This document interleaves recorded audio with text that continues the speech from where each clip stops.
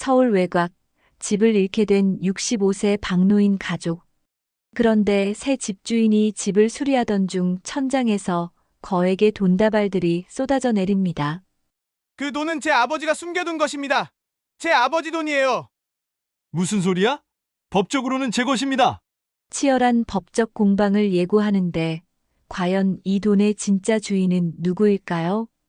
천장 속 비밀이 밝혀지면서 드러나는 놀라운 진실. 한 가족의 절망이 마을 전체의 희망으로 바뀌는 감동 실화 이야기입니다. 오늘 사연을 시작하기 전에 구독과 좋아요 버튼을 눌러주시면 당신의 하루에 작은 기쁨이 더해질 거예요.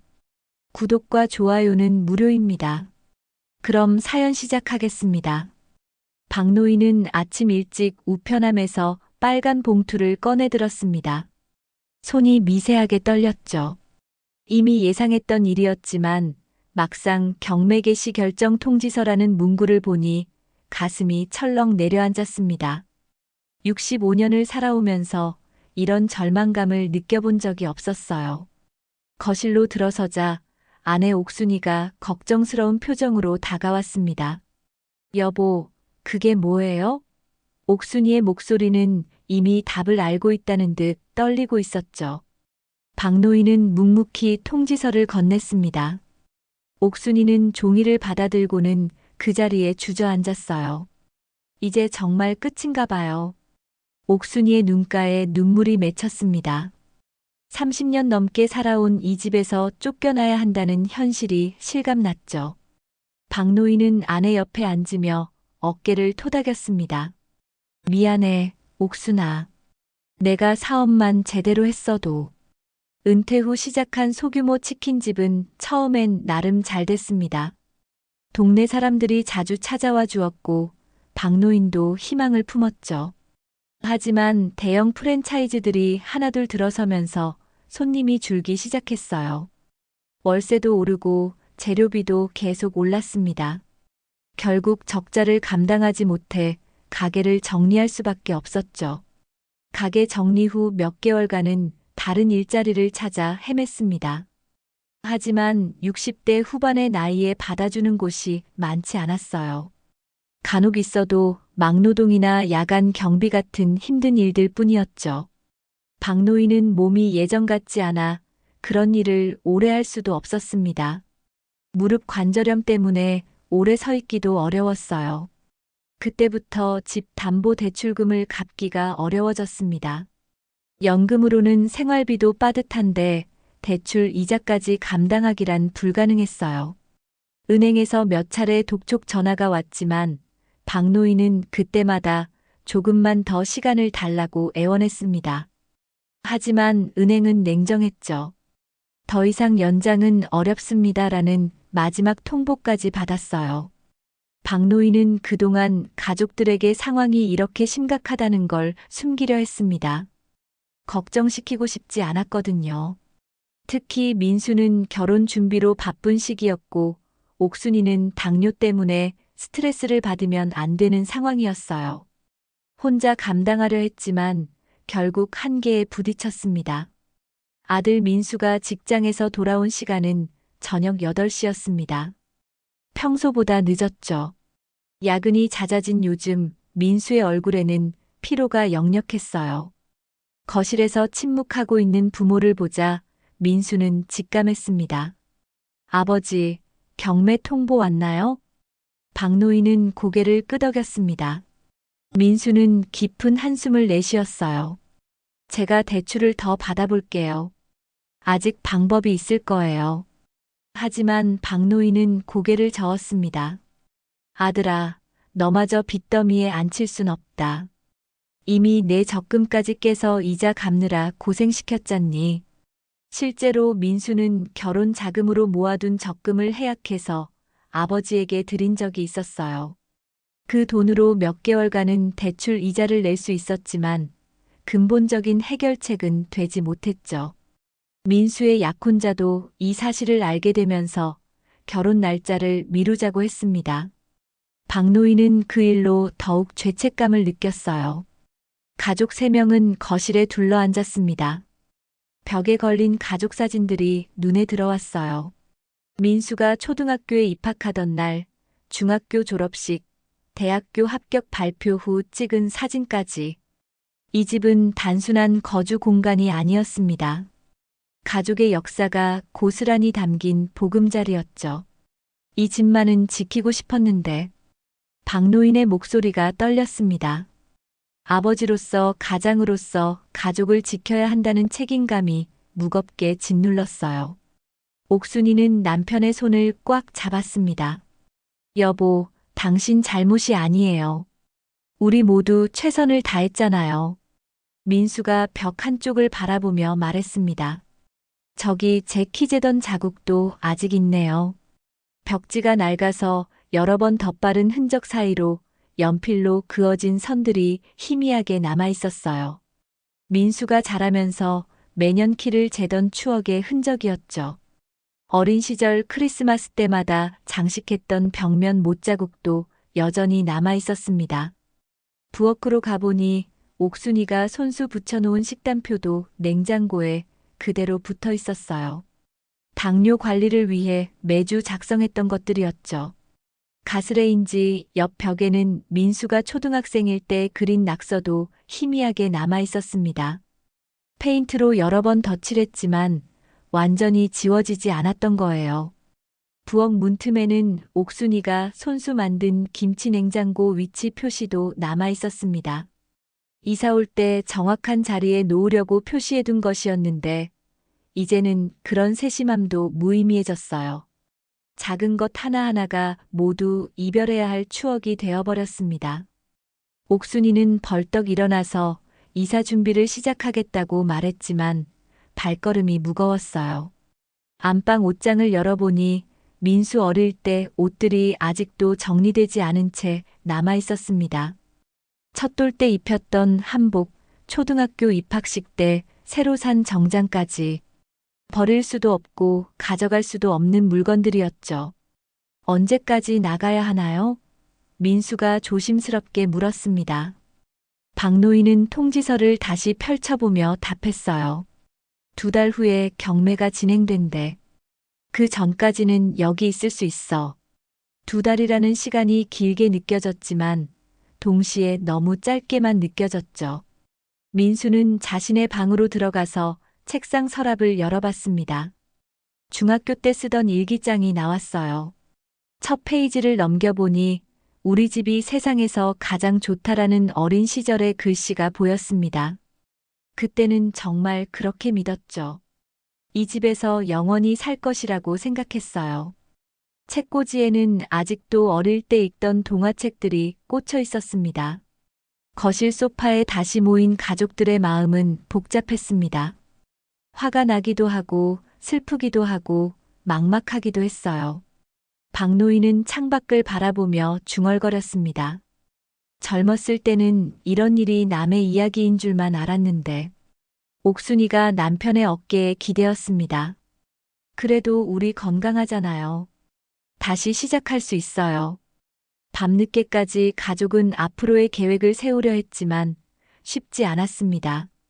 전세금 마련도 어렵고 월세집을 구하기에는 소득이 불안정했죠. 결국 민수의 작은 원룸으로 임시로 이주하는 것 외에는 대안이 없어 보였습니다.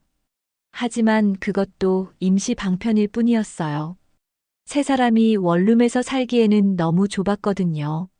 새벽 2시가 넘어서야 잠자리에 들었지만 잠이 오지 않았습니다. 박노인은 천장을 바라보며 생각에 잠겼어요. 이 집을 처음 샀을 때의 기억이 떠올랐습니다. 젊은 부부였던 자신과 옥순이가 얼마나 행복해했는지, 민수가 태어나서 첫 걸음마를 뗀 곳도 이 거실이었죠. 모든 추억이 스쳐 지나갔습니다. 박노인 가족이 이사를 준비하고 있던 어느 오후 경매가 끝났다는 소식이 전해졌습니다. 생각보다 빨리 낙찰자가 결정된 거예요. 박노인은 마지막 희망마저 사라진 기분이었죠. 이제 정말 남의 집이 되어버린 겁니다. 며칠 후 새로운 주인이 나타났습니다. 정은호라는 50대 초반의 남성이었어요. 깔끔한 정장 차림에 고급 승용차를 타고 온 모습을 보니 꽤 성공한 사업가인 듯 했습니다. 박노인은 현관문 너머로 그를 바라보며 복잡한 감정을 느꼈어요. 미움보다는 체념에 가까운 감정이었죠. 정은호는 중소기업을 운영하며 부동산 투자도 병행하고 있었습니다. 이 집도 투자 목적으로 낙찰받은 것이었어요. 리모델링을 해서 전세로 내놓을 계획이었죠. 그는 박노인 가족이 아직 이사를 완료하지 못한 상황을 이해하며 여유를 두겠다고 말했습니다. 하지만 그것도 한 달이 한계였어요. 정은호가 집을 둘러보는 동안 박노인은 마음이 편하지 않았습니다. 새 주인이 자신들의 추억이 담긴 공간을 평가하는 시선으로 바라보는 것이 견디기 어려웠어요. 벽지가 낡았다느니 바닥재를 교체해야겠다느니 하는 말들을 들으며 가슴이 아팠죠. 이 집에 대해 잘 아시는 것 같은데 혹시 오래 사셨나요? 정은호가 박노인에게 물었습니다.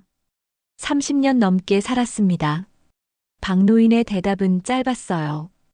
그는 더 이상 이야기하고 싶지 않았거든요. 정은호는 박노인의 심정을 어느 정도 이해하는 듯 더 이상 묻지 않았습니다.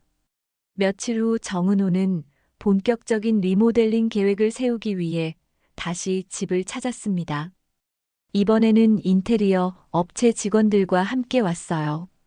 그들은 줄자를 들고 이곳저곳을 재며 도면을 그렸습니다. 박노인 가족은 한쪽 구석에서 그 모습을 지켜볼 수밖에 없었죠.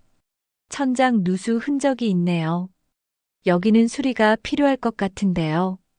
인테리어 업체 직원이 거실 천장을 가리키며 말했습니다. 정은호도 고개를 들어 천장을 살펴봤어요. 몇 년 전 장마철에 생긴 물자국이 아직도 남아 있었거든요. 그때 박노인은 수리비가 부담스러워 임시 방편으로만 처리했었죠. 그럼 천장 전체를 뜯어내고 새로 시공해야겠네요. 정은호가 결정을 내렸습니다. 비용이 좀 들겠지만 제대로 고치는 게 나을 것 같습니다. 인테리어 업체 직원도 동의했어요. 낡은 석고보드를 모두 교체하고 단열재도 새로 넣는 게 좋겠다고 조언했죠. 박노인은 그 대화를 들으며 마음이 착잡했습니다. 자신이 경제적 여유가 있었다면 진작에 제대로 수리했을 텐데 하는 아쉬움이 들었어요. 새 주인은 별것 아닌 듯 큰 수리 결정을 내리는데 자신에게는 그것조차 부담이었던 현실이 씁쓸했죠. 공사는 박노인 가족이 완전히 이사를 마친 후에 시작하기로 했습니다. 정은호는 그들에게 충분한 시간을 주려고 했어요. 비록 투자 목적으로 집을 샀지만 오랫동안 살아온 가족의 사정을 전혀 고려하지 않을 수는 없었거든요. 드디어 박노인 가족이 집을 완전히 비우는 날이 왔습니다. 이삿짐을 다 내보내고 나니 집이 텅 비어 보였어요. 30년간 가족과 함께했던 공간이 이제는 정말 남의 집이 되었다는 실감이 났습니다. 박노인은 마지막으로 집안을 한 바퀴 돌아보며 작별 인사를 했죠. 이사 다음 날 정은호는 인테리어 업체와 함께 본격적인 공사를 시작했습니다. 가장 먼저 천장 작업부터 하기로 했어요. 낡은 석고보드를 뜯어내는 작업이 시작되었죠. 망치와 정으로 천장을 두드리는 소리가 집안에 울려 퍼졌습니다. 석고보드를 조심스럽게 떼어내던 중이었습니다. 갑자기 뭔가 무거운 것이 떨어지는 소리가 났어요. 쿵 하는 둔탁한 소리와 함께 바닥에 뭔가 흩어지는 소리도 들렸죠. 작업자들이 놀라서 아래를 내려다봤습니다. 이게 뭐지? 작업자 중 한 명이 외쳤습니다. 바닥에는 오래된 돈다발들이 흩어져 있었어요. 지폐들이 여기저기 널려 있었죠. 정은호는 사다리에서 급히 내려와 그 돈들을 살펴봤습니다. 국건이네요. 이거 꽤 오래된 것 같은데요. 작업자가 돈다발 하나를 집어들며 말했습니다. 지폐들은 대부분 9만 원권과 9천 원권이었어요. 20여 년 전에 사용되던 화폐들이었죠. 일부는 습기 때문에 얼룩져 있었고 곰팡이 냄새도 났습니다. 정은호는 당황스러웠습니다. 이런 상황은 처음 겪어보는 일이었어요. 도대체 누가 왜 천장에 돈을 숨겨둔 걸까요? 얼마나 오랫동안 거기 있었던 걸까요? 여러 가지 생각이 머릿속을 스쳐갔죠. 이 돈의 주인이 누구인지도 궁금했습니다. 돈다발을 하나씩 세어보니 생각보다 많은 금액이었습니다. 정확한 계산은 나중에 해야겠지만 대충 봐도 수천만 원은 되어 보였어요. 습기로 손상된 것들도 있었지만 대부분은 사용할 수 있는 상태였죠. 정은호는 이 상황을 어떻게 처리해야 할지 고민에 빠졌습니다. 이 돈 대체 누구 것이지? 정은호가 중얼거렸습니다. 전주인 가족의 것일 가능성이 높아 보였어요. 하지만 확실하지는 않았죠. 더 오래된 주인의 것일 수도 있었거든요. 아니면 전혀 다른 누군가가 숨겨둔 것일 수도 있었습니다. 작업자들도 당황한 기색이었습니다. 이런 일은 드물지만 가끔 있는 일이라고 했어요. 오래된 집을 리모델링하다 보면 숨겨진 물건들을 발견하는 경우가 있다는 거죠. 하지만 이렇게 많은 현금을 발견한 것은 처음이라고 했습니다. 정은호는 일단 돈을 안전한 곳에 보관하기로 했습니다. 은행에 맡겨두고 이 상황을 어떻게 처리할지 신중하게 결정해야겠다고 생각했어요. 법적으로는 자신의 것이겠지만 도덕적으로는 복잡한 문제였거든요. 공사는 잠시 중단되었습니다. 혹시 천장 다른 곳에도 숨겨진 것이 있을까 봐서였어요. 꼼꼼히 살펴봤지만 다른 곳에서는 아무것도 나오지 않았습니다. 돈다발이 숨겨져 있던 곳은 거실 천장 한 모서리였어요. 석고보드 사이의 좁은 공간에 비닐봉지에 싸서 넣어둔 것 같았죠. 정은호는 집으로 돌아가면서 계속 이 일에 대해 생각했습니다. 전 주인에게 연락해서 알려줘야 하는 건 아닐까요? 아니면 법적 절차에 따라 처리해야 하는 건 아닐까요? 여러 가지 선택지가 있었지만 어느 것이 옳은지 확신이 서지 않았어요. 하지만 한 가지는 분명했습니다. 이 돈의 발견은 단순한 우연이 아니라 누군가의 인생과 깊이 연결된 일이라는 것이었죠. 정은호는 신중하게 결정을 내려야겠다고 마음먹었습니다. 정은호가 천장에서 발견한 돈다발 소식은 생각보다 빠르게 동네에 퍼졌습니다. 공사 현장에 있던 작업자 중 한 명이 지인에게 이야기했고 그 지인이 또 다른 사람에게 전했죠. 소문은 눈덩이처럼 커져갔어요. 며칠 후에는 동네 사람들 대부분이 이 이야기를 알게 되었습니다. 박노인 가족도 이 소문을 듣게 되었어요. 민수의 직장 동료가 우연히 그 동네에 살고 있었거든요. 점심시간에 동료가 민수에게 말했습니다. 너희 집 있던 동네에서 재미있는 일이 일어났다던데? 새 집주인이 천장에서 돈다발을 발견했다는 소문이 있어. 민수는 그 말을 듣고 깜짝 놀랐습니다. 설마 우리 집 이야기인가 싶었거든요. 더 자세히 물어보니 정말 자신들이 살던 집이 맞았어요. 민수는 급히 부모님께 연락했습니다. 아버지, 우리 집에서 큰일이 일어났나 봐요. 박노인과 옥순이는 민수로부터 이 소식을 듣고 당황했습니다. 천장에서 돈이 나왔다니 도대체 무슨 일인지 이해할 수 없었어요. 하지만 곧 박노인의 머릿속에 한 가지 기억이 떠올랐습니다. 돌아가신 아버지가 생전에 하셨던 말씀이었죠. 박노인의 아버지는 일제강점기와 한국전쟁을 겪으며 은행을 믿지 않는 분이었습니다. 돈은 집 안 안전한 곳에 보관해야 한다고 늘 말씀하셨어요. 혹시 아버지가 정말 집 어딘가에 돈을 숨겨두신 건 아닐까요? 박노인은 점점 확신이 서기 시작했습니다. 그건 내 아버지가 숨겨둔 돈일지도 몰라. 박노인이 격앙된 목소리로 외쳤습니다. 옥순이와 민수도 그럴듯하다고 생각했어요. 할아버지는 평생 현금만 믿으셨던 분이었거든요. 통장보다는 현금을 선호하셨고 집 안 곳곳에 돈을 조금씩 숨겨두시곤 했죠. 박노인은 더 이상 참을 수 없었습니다. 당장 새 집주인을 만나야겠다고 결심했어요. 그 돈이 정말 자신의 아버지가 남긴 것이라면 가족의 것이 맞잖아요. 지금 당장 찾아가서 상황을 설명해야겠다고 생각했습니다. 다음 날 오후 박노인은 정은호를 만나기 위해 예전 집을 찾아갔습니다. 공사가 한창 진행 중이었어요. 정은호는 현장 감독과 이야기를 나누고 있었죠. 박노인이 다가가자 정은호는 조금 놀란 표정을 지었습니다. 안녕하세요. 무슨 일로 오셨나요? 정은호가 정중하게 인사했습니다. 박노인은 숨을 고르며 말을 시작했어요. 천장에서 돈이 나왔다는 이야기를 들었습니다. 그게 사실인가요? 정은호는 잠시 망설였습니다. 이런 상황이 올 줄은 예상했지만 막상 직면하니 어떻게 대답해야 할지 고민됐어요. 네, 사실입니다. 리모델링 중에 우연히 발견했어요. 하지만 아직 어떻게 처리할지 결정하지 못했습니다. 그 돈은 저희 것입니다. 박노인의 목소리가 높아졌어요.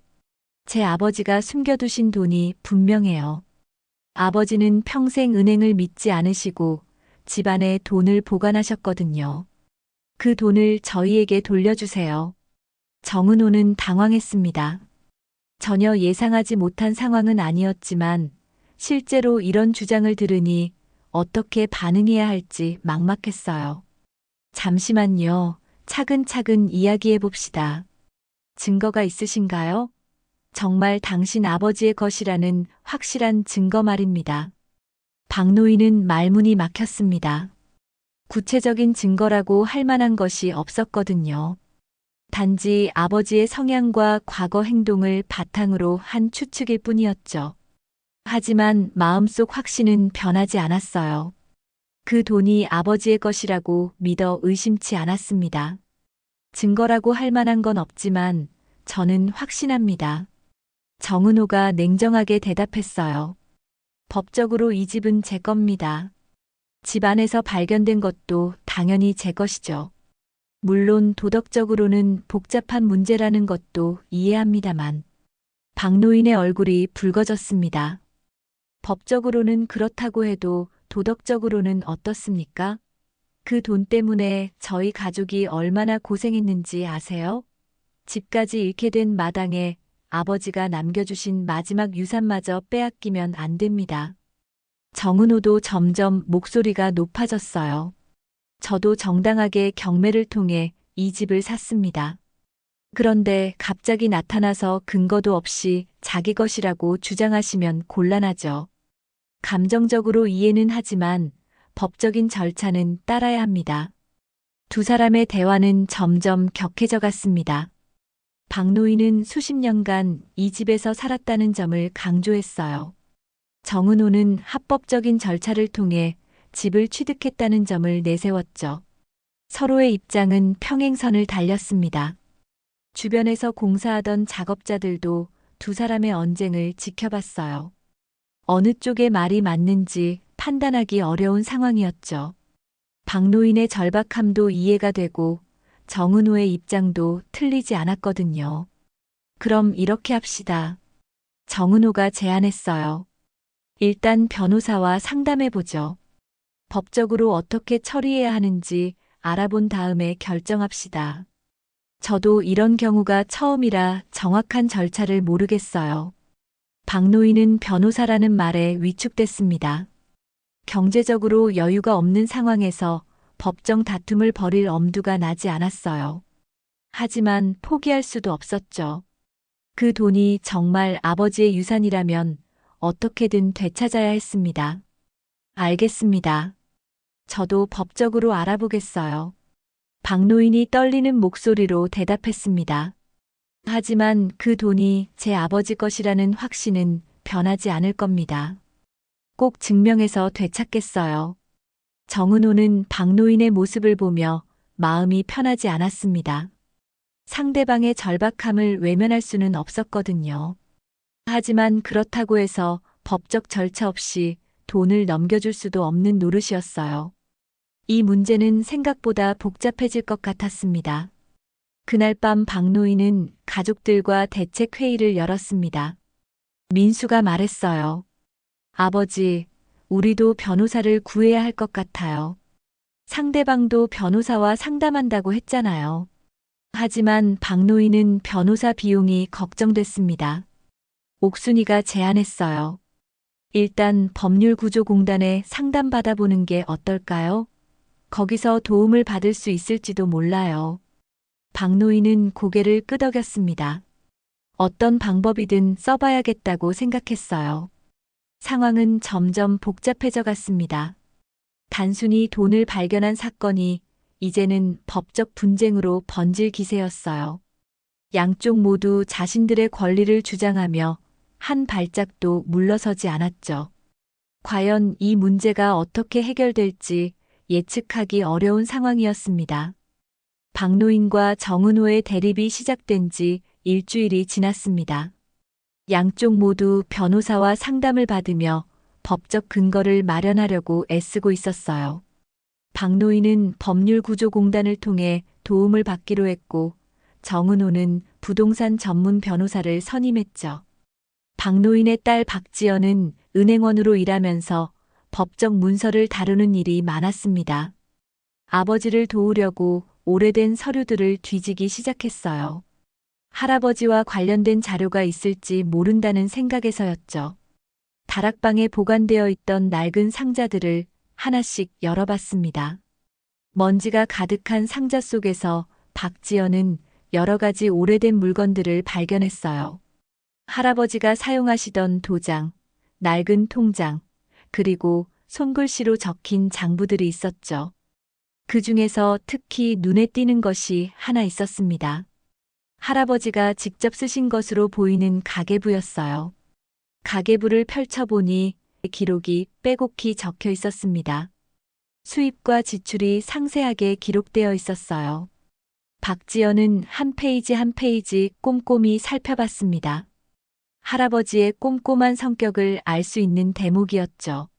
그러다가 박지연의 눈이 한 줄에 멈췄습니다. 천장 수리라고 적힌 내역이 보였거든요. 1995년 8월에 기록된 것이었어요. 금액은 12억 원이었죠. 박지연은 가슴이 두근거리기 시작했어요. 더 자세히 살펴보니 그날 같은 날짜에 또 다른 기록이 있었습니다. 안전보관이라고 적혀 있었어요. 구체적인 설명은 없었지만 뭔가 중요한 것을 보관했다는 의미로 해석될 수 있었죠.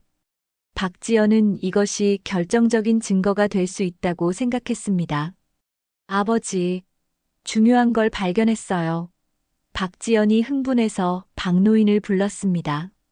할아버지 장부에 천장 수리라고 적힌 게 있어요. 정말 할아버지가 천장에 뭔가를 숨겨두신 것 같아요. 박노인도 그 기록을 보며 확신을 굳혔습니다. 이거야. 이게 바로 증거잖아. 박노인의 목소리에 힘이 들어갔어요.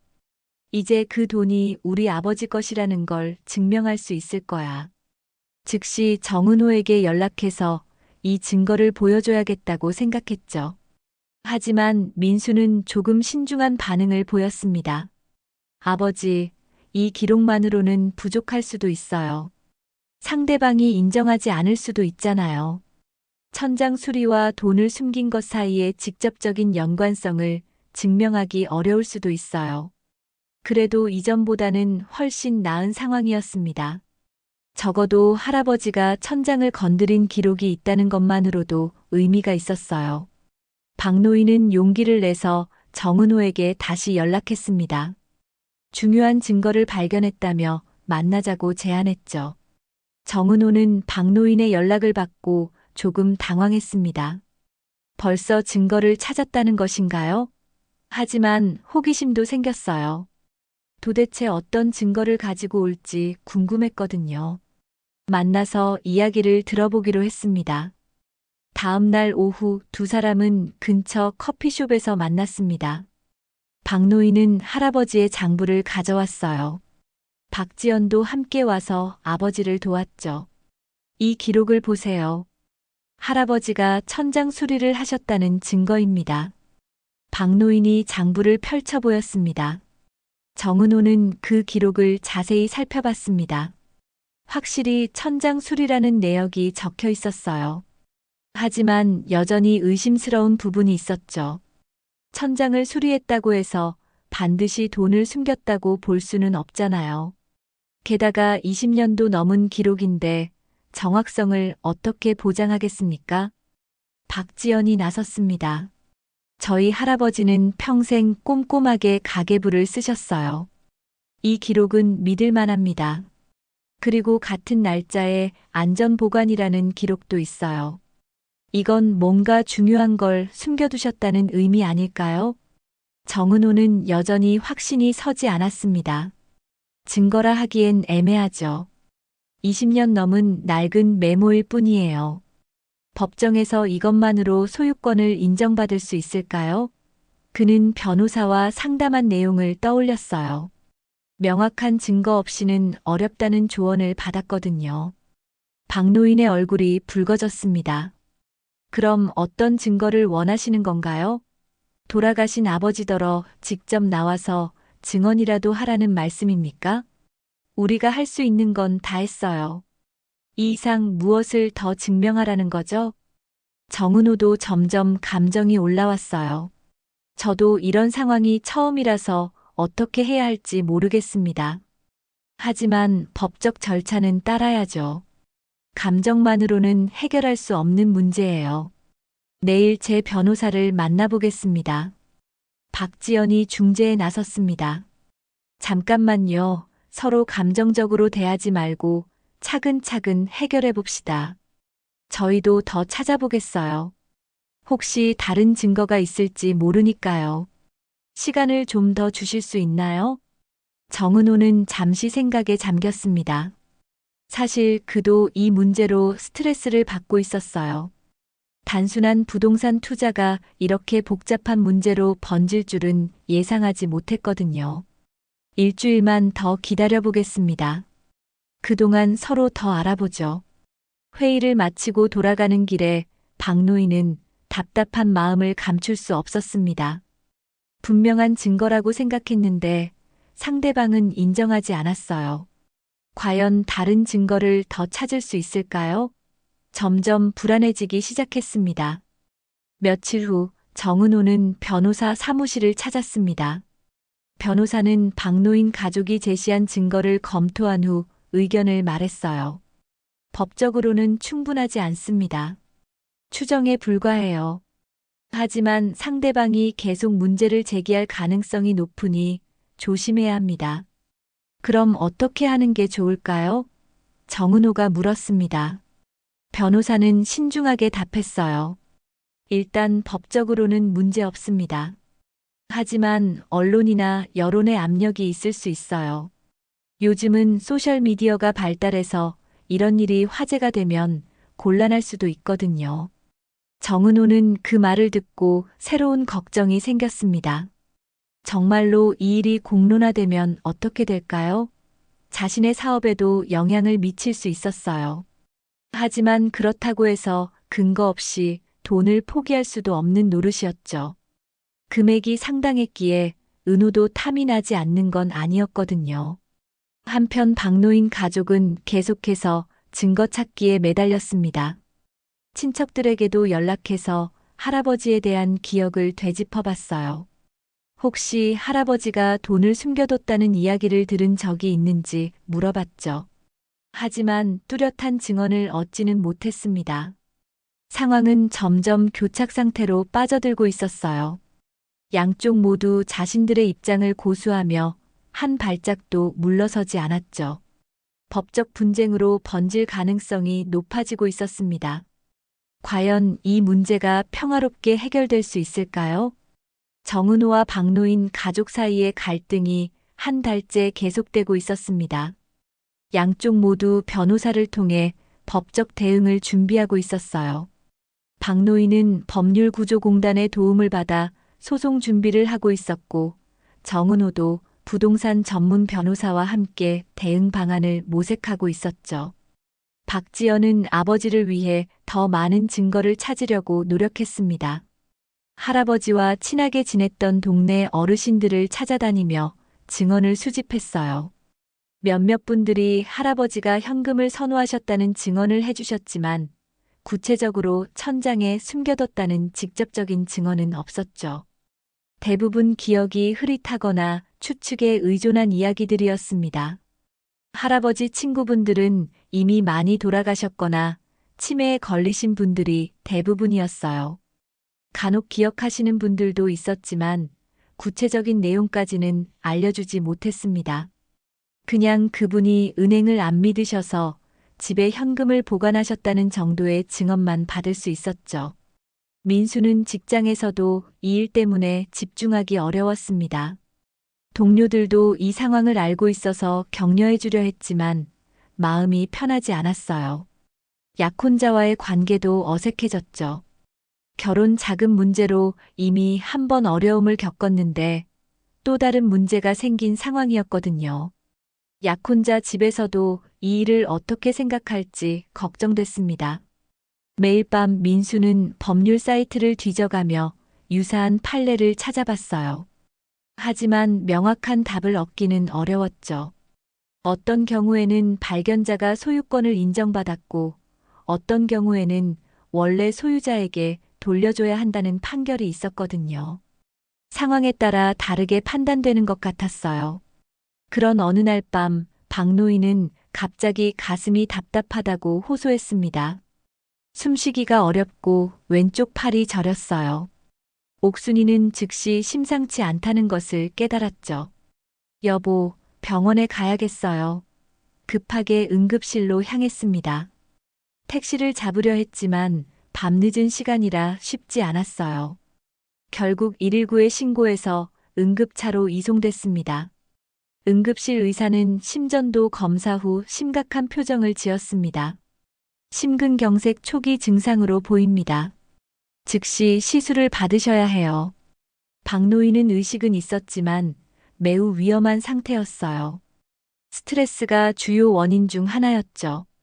의사는 가족들에게 최악의 상황도 각오하라고 조심스럽게 말했습니다. 옥순이와 민수, 박지연은 수술실 앞에서 밤새 기다렸습니다. 수술 시간이 예상보다 길어지면서 불안감이 커져갔어요. 다행히 수술은 성공적으로 끝났지만 박노인은 중환자실에서 며칠간 치료를 받아야 했어요. 의사는 당분간 절대 안정이 필요하다고 강조했죠. 스트레스를 받지 말아야 한다는 당부도 잊지 않았어요. 병원비 걱정이 태산 같았습니다. 건강보험이 적용된다고 해도 상당한 금액이 나올 예정이었어요. 수술비만 해도 몇백만 원이었고 입원비와 각종 검사비까지 합치면 더 많은 돈이 필요했죠. 민수는 회사에서 응급대출을 받았지만 충분하지 않았어요. 박지연도 자신의 적금을 해약했습니다. 그래도 부족했어요. 옥순이는 자신의 보험을 해약하는 것까지 고려했습니다. 하지만 그것도 당장 현금으로 받을 수 있는 금액은 많지 않았어요. 친척들에게 돈을 빌리려고 했지만 다들 사정이 어려워서 큰 도움을 받기 힘들었죠. 이런 상황에서 천장의 돈 문제는 더욱 절실해졌습니다. 그 돈이 정말 할아버지의 유산이라면 지금 당장 필요한 상황이었거든요. 하지만 박노인은 중환자실에 누워있고 소송은 진행되지 않고 있었어요. 변호사도 의뢰인이 이런 상태에서는 당분간 기다려야 한다고 말했죠. 그런데 뜻밖의 일이 벌어졌습니다. 정은호의 조카가 대학생이었는데 친구들에게 자랑하고 싶어서 천장의 돈다발 이야기를 소셜미디어에 올린 거예요. 님들 하늘에서 돈벼락 맞아본 적 있음? 우리 삼촌 집 천장에서 수억 나왔다. 는 제목으로 사진까지 함께 게시했죠. 젊은 세대의 무분별한 인터넷 사용이 불러온 결과였어요. 그 게시물은 순식간에 화제가 되었습니다. 사람들이 댓글로 궁금증을 표하기 시작했어요. 정말 수억인가요? 어떻게 그런 일이 가능하죠? 원래 집주인은 모르고 있었나요? 등등 질문이 쏟아졌습니다. 공유 횟수도 급속도로 늘어났어요. 정은호는 조카의 게시물을 뒤늦게 알게 되었어요.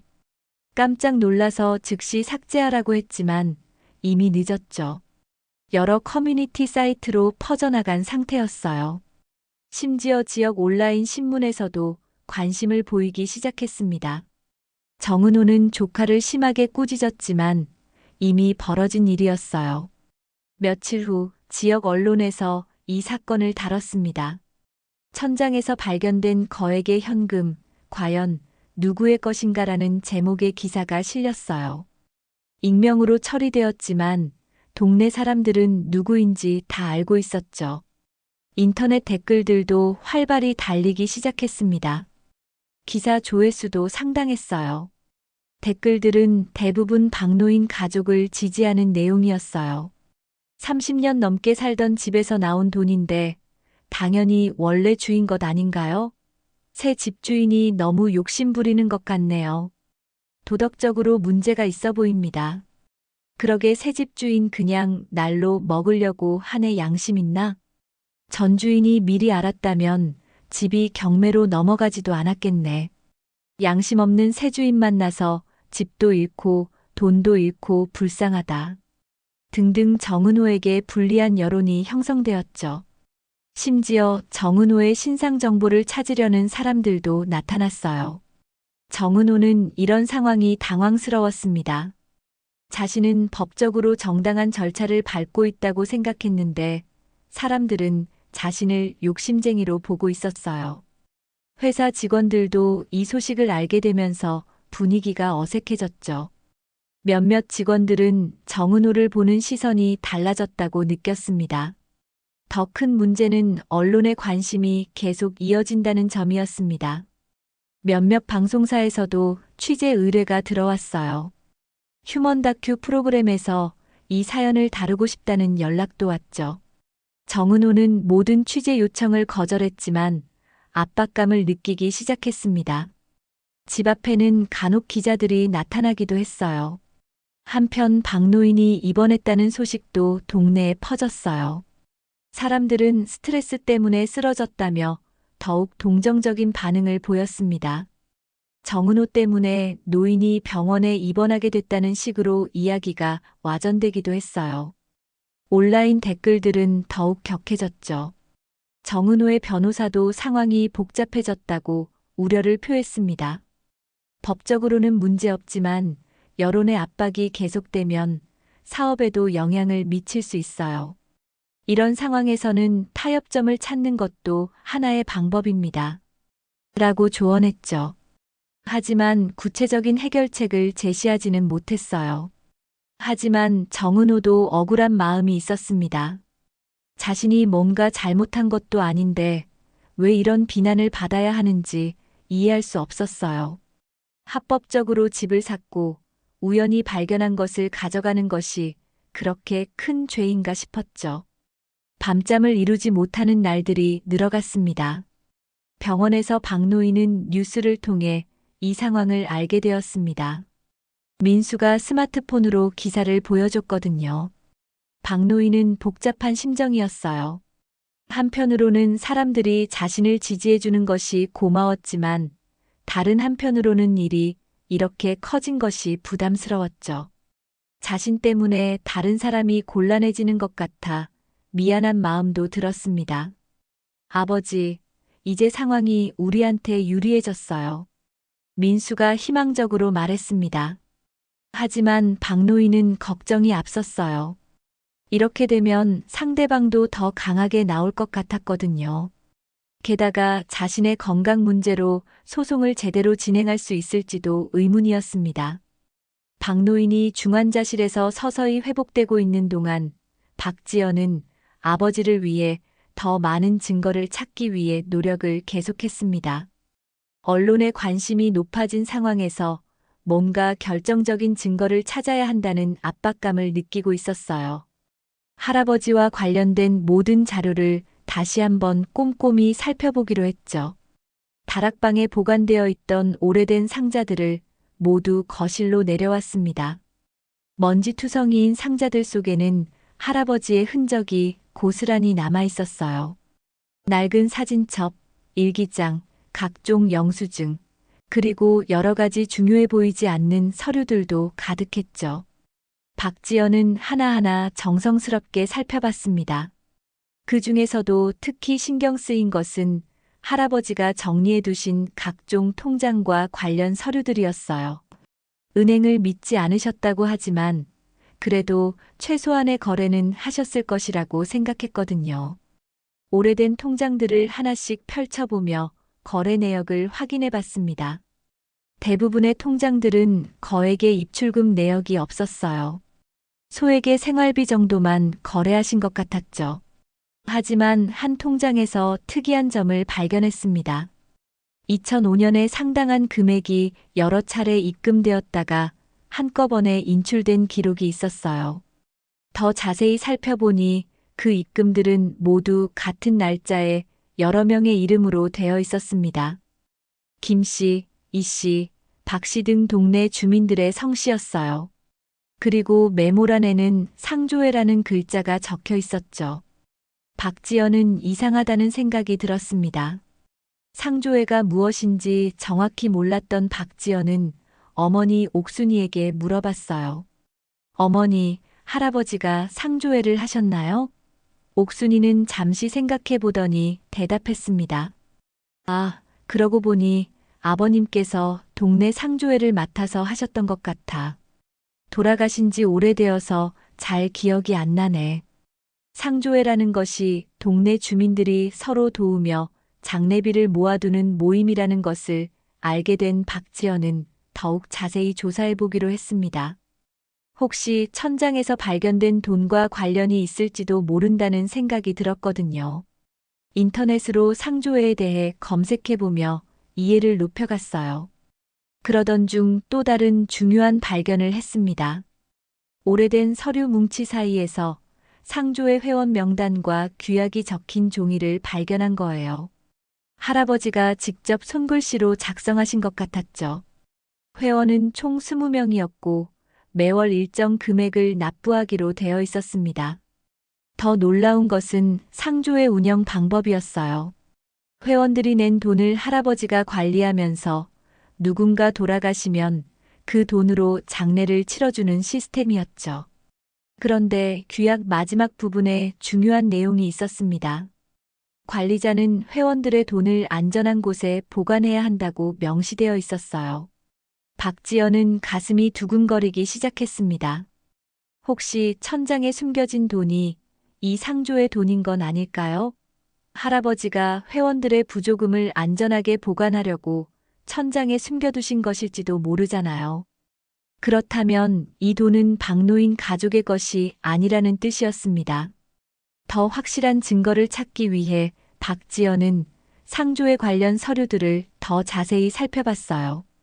회원들의 납입 기록, 장례 지출 내역 등이 꼼꼼히 기록되어 있었죠. 그리고 마지막 기록을 보니 할아버지가 돌아가시기 직전까지도 상조의 업무를 보고 계셨다는 것을 알 수 있었습니다. 가장 결정적인 증거는 상조의 도장이었어요. 서류 곳곳에 찍혀 있는 도장을 자세히 보니 개인 도장이 아닌 상조의 전용 도장이었습니다.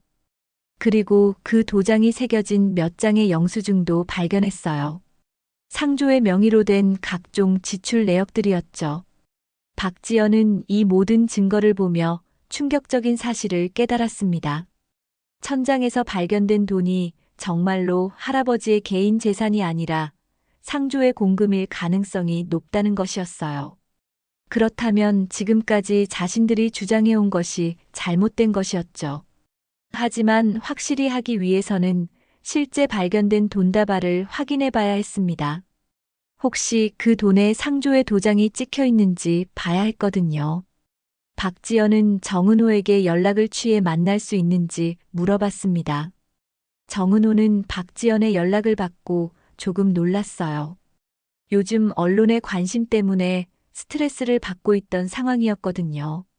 하지만 뭔가 중요한 발견이 있었다는 박지연의 말에 호기심이 생겼죠. 만나서 이야기를 들어보기로 했습니다. 다음 날 정은호와 박지연은 조용한 카페에서 만났습니다. 박지연은 자신이 발견한 상조에 관련 서류들을 모두 가져왔어요. 이걸 보시면 이해하실 거예요. 할아버지가 상조회를 운영하셨고 그 돈을 관리하셨던 것 같아요. 정은호는 서류들을 하나하나 꼼꼼히 살펴봤습니다. 확실히 상조회와 관련된 내용들이었어요. 그리고 박지연의 설명을 들으며 점점 상황을 이해하게 되었죠. 그럼 천장에서 나온 돈이 상조의 돈이라는 말씀인가요? 그럴 가능성이 높아 보여요. 박지연이 대답했습니다.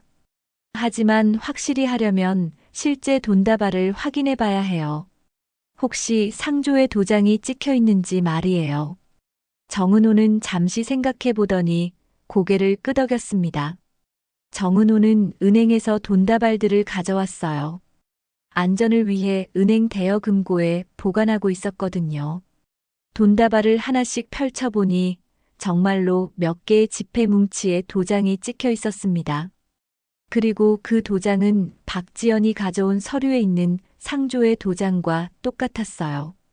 이걸 보세요. 박지연이 흥분해서 말했습니다. 정말로 상조의 돈이 많네요. 할아버지가 회원들의 부조금을 안전하게 보관하시려고 천장에 숨겨두신 거예요. 정은호도 이제 상황을 완전히 이해했죠. 하지만 새로운 문제가 생겼습니다.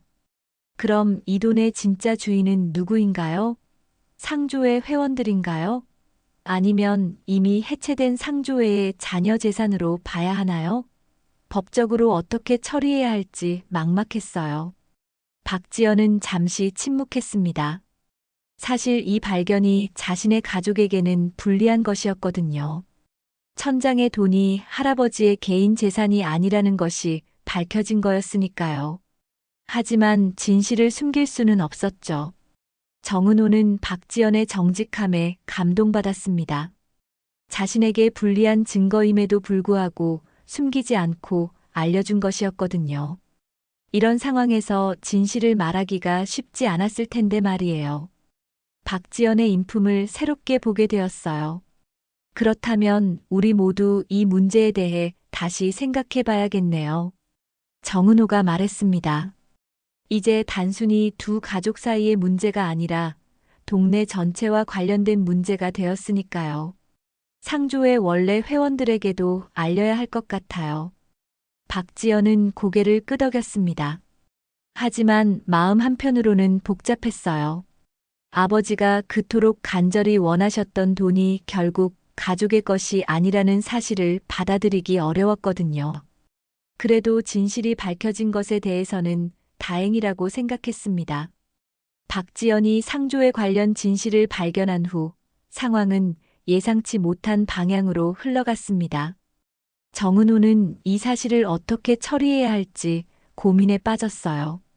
단순히 자신과 박노인 가족 사이의 문제였다면 쉬웠을 텐데 이제는 동네 전체와 관련된 복잡한 상황이 되어버렸죠.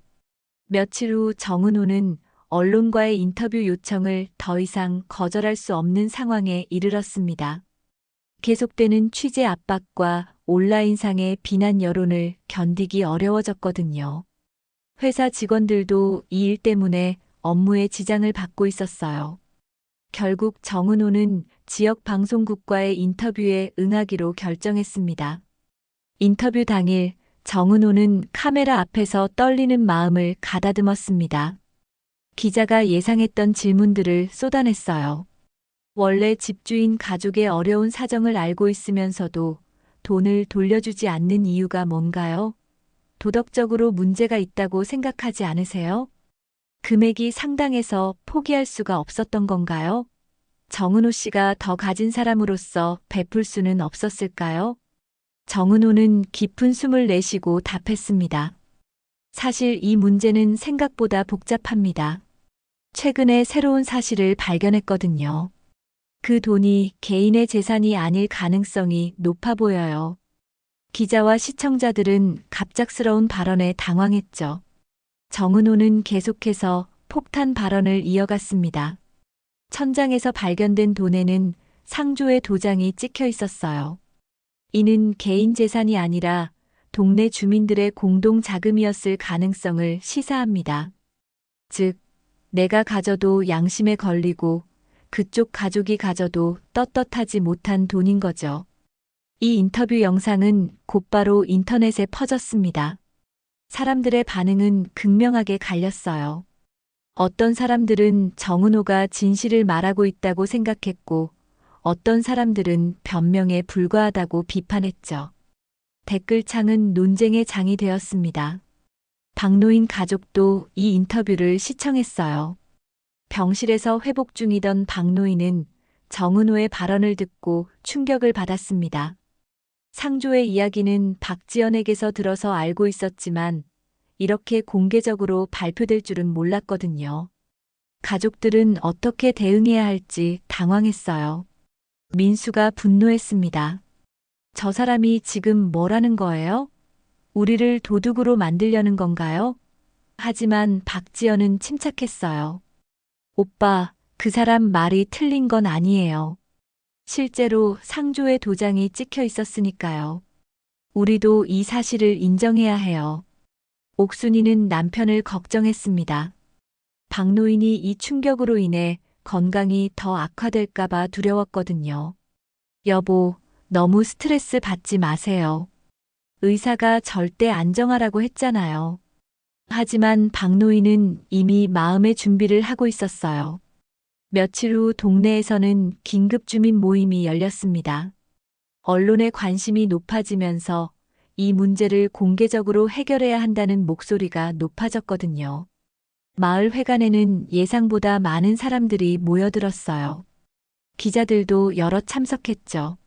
정은호는 일찍 도착해서 자리에 앉아 있었습니다. 주민들의 시선을 받으며 불편함을 느꼈지만 이 문제를 제대로 해결해야 한다는 의지가 있었어요. 박노인 가족도 도착했는데 박노인은 휠체어를 타고 왔습니다. 퇴원은 했지만 아직 걷기 어려운 상태였거든요. 마을 이장이 사회를 보며 모임이 시작되었습니다. 오늘 이 자리는 최근 화제가 된 천장 돈 문제를 투명하게 해결하기 위해서입니다. 당사자들이 직접 나와서 이야기해 주시길 바랍니다. 주민들은 숨을 죽이고 지켜봤어요. 정은호가 먼저 일어나서 말했습니다. 저는 합법적으로 그 집을 구입했고 리모델링 중에 우연히 돈을 발견했어요. 처음에는 단순한 문제인 줄 알았는데 조사 결과 상조의 공금일 가능성이 높다는 것을 알게 되었습니다. 주민들이 웅성거리기 시작했어요. 그때 박노인이 휠체어에서 떨리는 목소리로 말했습니다. 저도 한 말씀 드리겠습니다. 처음에는 그 돈이 저희 아버지가 남기신 유산이라고 생각했어요. 하지만 딸이 조사해 본 결과 제가 틀렸다는 것을 알게 되었습니다. 박노인의 고백은 모든 사람들을 놀라게 했어요. 이 돈은 우리 가족의 것이 아니었습니다. 내 아버지가 마을을 위해 지켜야 했던 돈이었어요. 상조의 회원들이 어려울 때를 대비해 모아둔 소중한 돈이었죠. 눈물이 흘러내렸습니다. 주민들 사이에서 탄식이 터져나왔어요. 몇몇 나이 든 어르신들이 기억을 되살리기 시작했습니다. 아, 그 상조의 말이지. 박 영감이 정말 성실하게 관리해 주셨지. 돌아가실 때까지도 장부를 꼼꼼히 적어두셨던 분이야. 한 할머니가 일어나서 증언했어요. 우리가 낸 돈을 박 영감이 꼼꼼히 관리해 주셨어. 누가 돌아가시면 그 돈으로 장례를 치러줬지. 정말 신뢰할 만한 분이셨다고. 다른 주민들도 고개를 끄덕이며 동의했습니다. 박지연이 나서서 발견한 증거들을 설명했어요. 할아버지의 상조에 관련 서류들, 도장이 찍힌 돈다발들의 사진을 보여주며 상세하게 설명했죠. 주민들은 그제서야 상황을 완전히 이해하게 되었습니다. 정은호도 다시 발언했어요. 저는 이 돈을 개인적으로 사용할 생각이 없습니다. 하지만 어떻게 처리해야 할지 방법을 몰라서 고민이었어요. 원래 상조의 회원분들 중에 생존해 계신 분들이 계신가요? 이장이 명단을 확인해 봤지만 대부분 돌아가셨거나 이사를 가신 상태였어요. 몇 분만 남아 계셨죠. 그분들도 이미 고령이어서 정확한 기억을 하지 못하는 상황이었습니다. 상조회는 자연스럽게 해체된 지 오래였거든요. 한 주민이 제안했습니다. 그럼 그 돈을 마을을 위해 사용하는 게 어떨까요? 원래 상조회의 취지도 서로 돕는 것이었으니까 말이에요. 다른 주민들도 좋은 생각이라고 동의했어요. 박노인은 휠체어에 앉은 채로 깊은 한숨을 쉬었습니다. 제가 처음에 욕심을 부렸습니다. 어려운 상황에서 그 돈이 간절했거든요. 하지만 이제 알겠어요. 아버지께서 평생 마을을 위해 성실하게 일하셨는데 제가 그 뜻을 망칠 수는 없죠. 정은호는 박노인의 모습을 보며 마음이 움직였습니다. 저도 동의합니다. 이 돈을 마을 발전을 위해 사용했으면 좋겠어요. 그리고 제가 추가로 기부하겠습니다. 이 일로 많은 분들이 고생하셨으니까요. 주민들은 박수를 쳤어요. 두 당사자 모두 개인적인 이익보다 공동체의 이익을 선택한 것에 감동받았거든요. 마을 이장도 흐뭇한 표정을 지었죠. 그럼 이 돈으로 마을 장학재단을 만드는 건 어떨까요? 모든 사람들이 찬성했습니다. 갈등과 대립으로 시작된 일이 마을 전체의 화합으로 마무리되는 순간이었어요. 박노인은 비록 돈을 얻지는 못했지만 아버지의 명예를 지켰다는 만족감을 느꼈습니다. 마을 주민 모임에서 결정된 사안은 신속하게 진행되었습니다. 천장에서 발견된 돈과 정은호의 추가 기부금을 합쳐서 마을 장학재단을 설립하기로 한 거예요. 이장을 중심으로 추진위원회가 구성되었고 박지연도 은행원으로서의 경험을 살려 재단 설립 업무에 적극적으로 참여했습니다.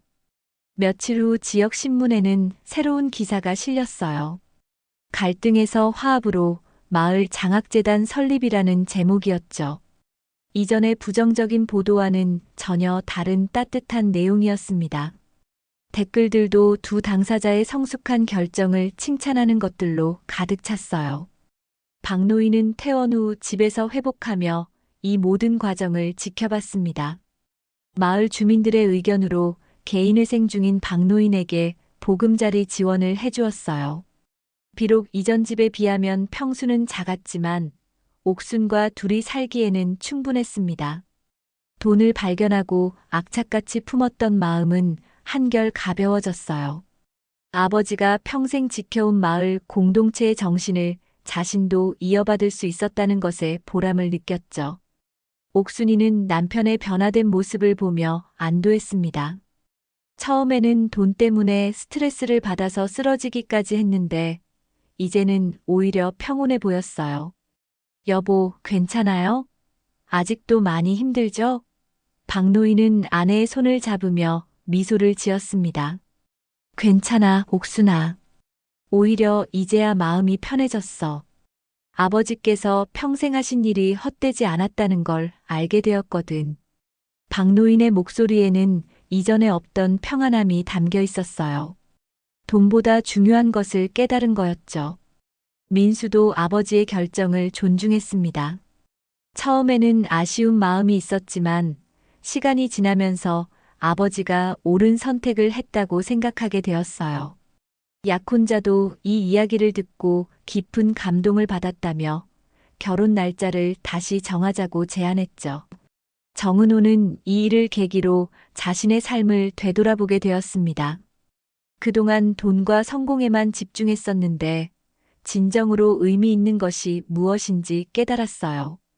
돈이 사람을 가르는 게 아니라 이어주는 게 맞습니다라고 기자들에게 말했던 것처럼 실제로 그런 경험을 한 거였죠. 장학재단 설립 준비 과정에서 정은호와 박노인 가족은 자연스럽게 가까워졌습니다. 처음에는 서먹했지만 함께 마을을 위한 일을 하다 보니 서로를 이해하게 되었어요. 정은호는 박노인의 진솔한 인품에 감동받았고 박노인도 정은호의 선한 마음을 알게 되었죠. 정은호는 박노인 가족의 경제적 어려움을 알고 있었기 때문에 재단 일을 도와주는 대가로 적절한 수고료를 지급하자고 제안했어요. 박지연은 재단 설립 업무를, 민수는 홍보 관련 일을 맡았습니다. 이렇게 해서 가족들은 경제적 도움도 받을 수 있게 되었어요. 몇 달 후 마을 장학재단 설립식이 열렸습니다. 마을 회관에는 주민들과 지역 인사들이 많이 참석했어요.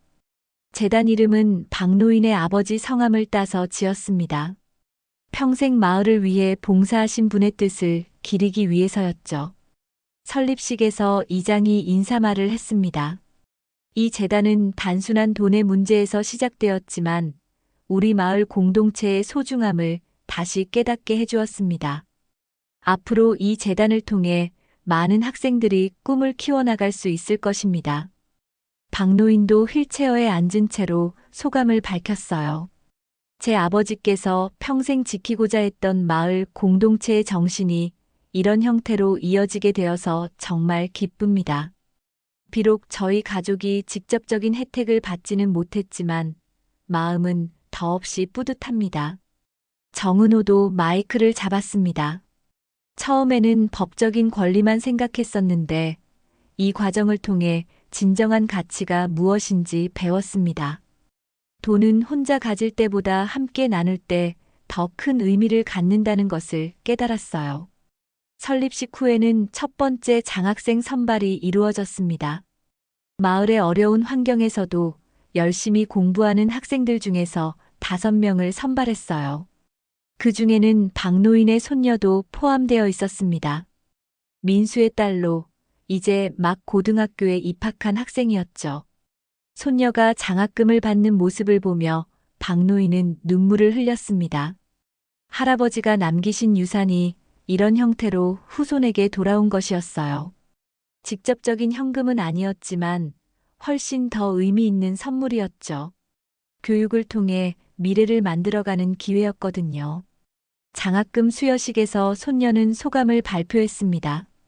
증조 할아버지께서 마을을 위해 평생 봉사하신 뜻을 이어받아 저도 열심히 공부해서 사회에 기여할 수 있는 사람이 되겠습니다. 박노인은 손녀의 당찬 모습을 보며 미래에 대한 희망을 품었어요. 정은호는 이 모든 과정을 지켜보며 인생의 새로운 가치를 발견했습니다. 그는 회사 경영에도 변화를 주기 시작했어요. 단순히 이익만 추구하는 것이 아니라 사회적 책임도 함께 생각하는 경영을 하게 되었죠. 직원들의 복지 향상과 지역사회 기여에도 더 많은 관심을 갖게 되었어요. 박노인 가족의 생활도 서서히 안정되어 갔습니다. 재단 관련 업무를 통해 받은 수고료와 민수의 꾸준한 직장 생활로 경제적 어려움이 많이 해결되었어요. 무엇보다 가족 간의 유대가 더욱 강해졌습니다. 어려움을 함께 극복하면서 서로에 대한 소중함을 더욱 깊이 깨달았거든요. 옥순이는 남편의 건강 회복에 더욱 신경을 썼어요. 의사의 지시에 따라 꾸준히 약을 복용하고 정기 검진을 받았죠. 스트레스를 받지 않도록 주변에서 모두 배려해 주었고 박노인의 건강은 점점 좋아졌습니다. 1년 후 재단에서는 첫 번째 연간 보고서를 발간했습니다. 총 15명의 학생이 장학 혜택을 받았고 그중 몇 명은 우수한 성적을 거두며 상급학교에 진학했어요. 마을 사람들은 이런 결과를 보며 뿌듯해했죠. 박노인은 이제 완전히 회복되어 다시 걸을 수 있게 되었습니다. 매일 아침 산책을 하면서 마을을 둘러보는 것이 일과가 되었어요. 길을 지나다니는 학생들이 인사를 하면 박노인은 항상 밝은 미소로 응답했습니다. 그 학생들 중에는 재단의 장학생들도 있었거든요. 어느 날 저녁 박노인은 가족들과 함께 앉아서 이야기를 나누고 있었습니다. 그때 창밖으로 석양이 지는 모습이 보였어요. 정말 아름다운 풍경이었죠. 박노인은 그 모습을 보며 깊은 감동을 느꼈습니다. 집을 잃었을 때는 세상이 끝난 줄 알았는데 지금 생각해 보니 새로운 시작이었어요. 박노인이 가족들에게 말했습니다. 진정한 재산은 돈이 아니라 사람들과의 관계, 그리고 다음 세대에게 물려줄 수 있는 가치들이라는 것을 깨달았거든요. 몇 년 뒤 박노인의 손녀가 대학교 합격 통지서를 들고 뛰어들어왔습니다. 재단의 장학금 덕분에 꿈에 그리던 대학에 진학할 수 있게 된 거예요. 할아버지, 합격했어요. 손녀의 밝은 미소와 함께 무너졌던 가정이 상처를 딛고 새로운 희망을 찾아가는 따뜻한 이야기가 막을 내렸습니다. 오늘의 이야기 들어주셔서 감사합니다. 앞으로도 인생의 지혜를 밝히는 감동적인 사연으로 찾아뵙겠습니다. 좋아요와 구독도 잊지 말고 눌러주시고 댓글로 응원의 메시지를 남겨주세요. 오늘도 여러분들께 꽃길 인생만 펼쳐지길 바라고 응원하겠습니다.